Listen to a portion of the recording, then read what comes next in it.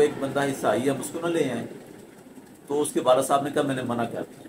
مجھے خوشی ہوئی کہ یہ مسلمانوں کا المیہ بن چکا ہے۔ ورحمۃ اللہ جی ہمارے ساتھ موجود ہیں راکی حافظ ادریس صاحب۔ رہنمائی کا سلسلہ جاری ہے، سوالات کے جواب دیے جا رہے ہیں۔ ہم ان سے آج سوال پوچھتے ہیں کہ کیا جادو کا علاج جادو کے ذریعے کروایا جا سکتا ہے؟ اس کے بارے میں بتائیے۔ الحمدللہ رب العالمین، اللہم صلی علی محمد وعلی آل محمد۔ مسند احمد کی حدیث ہے، یہی سوال صحابہ نے اللہ کے نبی صلی اللہ علیہ وآلہ وسلم سے پوچھا تھا کہ اللہ کے رسول، کیا جادو کا علاج جادو کے ذریعے سے کروایا جا سکتا ہے؟ تو اللہ کے نبی صلی اللہ علیہ وآلہ وسلم نے فرمایا تھا ہوا من عمل الشیطان، یہ تو شیطانی عمل ہے۔ تو جادو کا علاج جو ہے یہ صرف اور صرف قرآن و سنت کی روشنی میں اس کا علاج موجود ہے، اور یہیں سے اس کے اندر شفا موجود ہے۔ آپ کے پاس کوئی کپڑا ہو جو میلا ہو، جو گندا ہو، اس کو آپ یقیناً کسی صاف پانی سے دھوئیں گے، گندے پانی سے تو نہیں دھوئیں گے آپ۔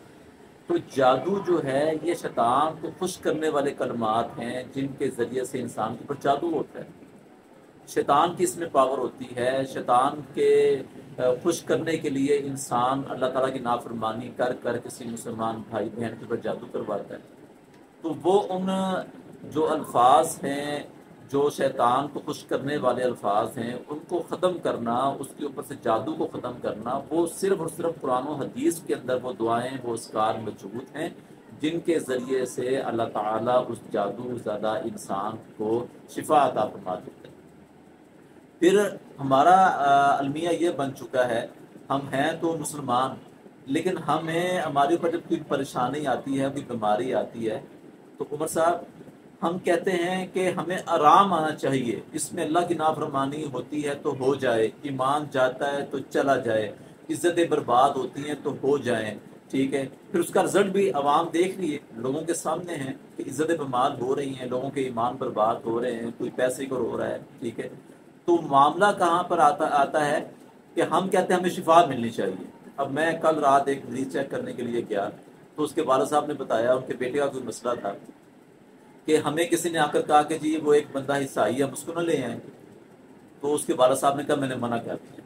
مجھے خوشی ہوئی کہ یہ مسلمانوں کا المیہ بن چکا ہے، کہ یہ حالات بن چکے ہیں کہ وہ کہتے ہیں کہ جی آرام آنا چاہیے۔ ایک یہودی عیسائی آ کر مسلمان کے اوپر جب وہ دم کرے گا، وہ کیا قرآن پڑھے گا؟ اس کا تو قرآن کے اوپر ایمان ہی نہیں ہے۔ تو لہٰذا جادو کا علاج جادو کے ساتھ کروانا یہ گناہ ہے۔ اللہ کے نبی صلی اللہ علیہ وسلم نے اس کو شیطانی عمل کہا ہے۔ اگر کوئی بھائی یا بہن جادو زدہ ہے، وہ قرآن سے، رسول اللہ صلی اللہ علیہ وسلم کے فرامین سے، اپنے آپ وسلم کے اذکار سے وہ مدد حاصل کرے، تو اللہ تعالیٰ ان کو شفا عطا فرما دے۔